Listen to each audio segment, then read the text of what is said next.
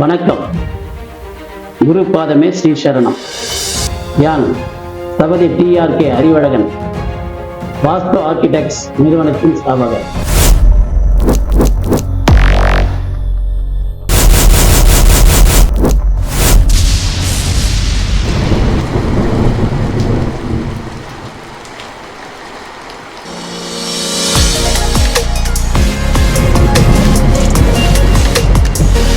எனது பிரதான குருவான வை கணபதி ஐயாவையும் வணங்குகிறேன். மேலும் இந்த வாஸ்து மரபு கட்டிடக்கலைக்கு தந்தையான பிதாமகருமான மாமுனி மயன் வாஸ்து விஞ்ஞான கலையின் முக்கிய அம்சம் வகிக்கும் அவரையும் வணங்குகிறேன். இதிகாச புராண காலம் என்ற காலத்தில் வாழ்ந்த நிலையை பற்றி தற்போது கவனிப்போம். புராண காலம் நாம் சொல்லும்போது இந்த கட்டிடக்கலையானது மேலும் ஒரு வளர்ச்சி ஆவதற்குண்டான நிலையை நாம் பார்க்க போகிறோம். அந்த காலம் என்பது 5000 8000 ஆண்டுகள் ஆகும். வீடு, நகரம், கட்டிடம், மாளிகை, அரண்மனை, கோட்டம், கொட்டடம், இந்த கம்பராமாயண காலத்தில் இந்த மயன் என்பவரை வால்மீகி மகரிஷி அவர்கள் கை விளைஞ்சன் விஞ்ஞானி அப்படின்ற ஒரு குறிப்பு சொல்லப்படுகிறது.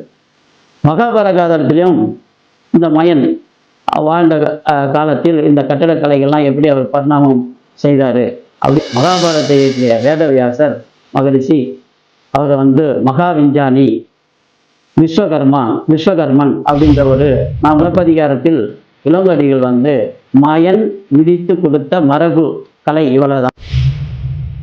இந்த அரங்குகள், அரண்மாளிகை, மாட மாளிகை, இந்த விஷயம் முகத்தாளம், கைஜான் அளவு முகத்தாளம், அதுக்கப்புறம் பாதத்தாளம், அதுக்கப்புறம் ஒரு கை நீண்ட கையினுடைய முழக்கோல், அணு வாய்ப்பாடு விஞ்ஞான முறையிலையும் ஹியூமன் அவங்க இயற்கையில் வளர்ந்த ஒரு அமைப்பாக இருப்பதனாலும் மயன் என்பவர் வாழ்ந்த அவர் எப்படி அந்த அணு வாய்ப்பாடு நமக்கு எப்படி வகுத்து கொடுத்தார் என்பது சிலப்பதிகாரத்தில் குறிப்பிடுகின்றார்.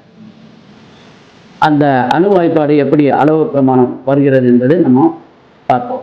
8 அணுக்கள் கொண்டது ஒரு தேர்ப்புகள், 8 தேர்ப்புகள் கொண்டது ஒரு தஞ்சை பிரகதீஸ்வரர் ஆலயத்தை அமைப்பதற்கு பயன்படுத்திய கிருஷ்ணமூலமாகும்.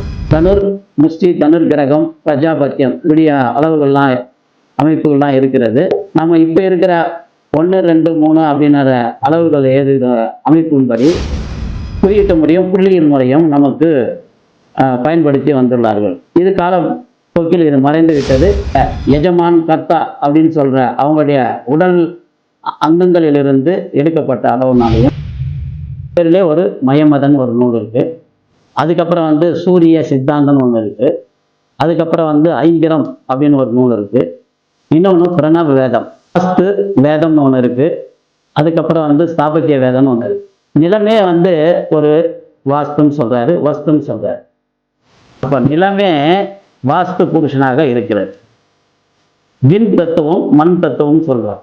விண் தத்துவத்துக்கு திரு நடராஜர் சிவபெருமானாக சொல்றாங்க. மண் தத்துவத்துக்கு விஷ்ணுவை குறிக்கிறாங்க. பூமி தான் தாயாகவும் அந்த சக்தியை தந்தையாகவும் கருதுகிறார்.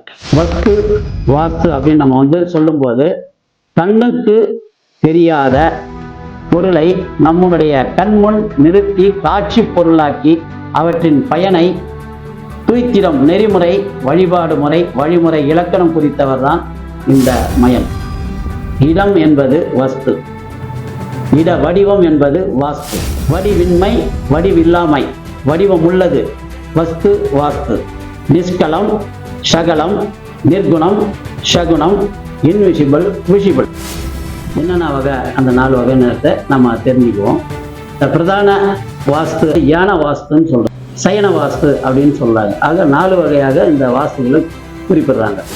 கட்டிடம் அப்படின்றது கட்டு பிளஸ் இடம், ரொம்ப முக்கியமான விஷயம். அது ஆயாதி என்ற அளவு கையாளப்பட வேண்டும்.